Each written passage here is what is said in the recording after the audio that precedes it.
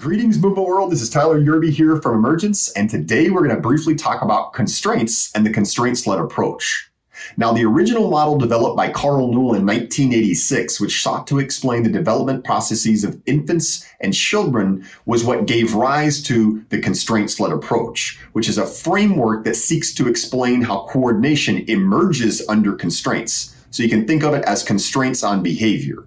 Now, constraints are broken into three categories: task constraints, which are thought of as the boundaries, the rules, the opponents, the teammates, the equipment; individual constraints, so think about body weight, height, fatigue levels, motivational levels, how the intentions are flowing at any moment in time; and environmental constraints, which are going to be the light, the wind, the humidity, social expectations, and how the three of those and the confluence of those constraints, how they give rise to the emergence of movement behavior at any moment in time.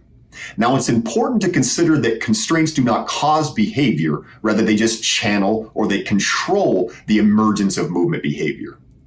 Additionally, as coaches, we need to evaluate what constraints are available on our practice settings that are going to constrain or channel or control the emergence of skill at any moment in time for the athlete or the athletes that are on the court, the pitch, the rink, etc.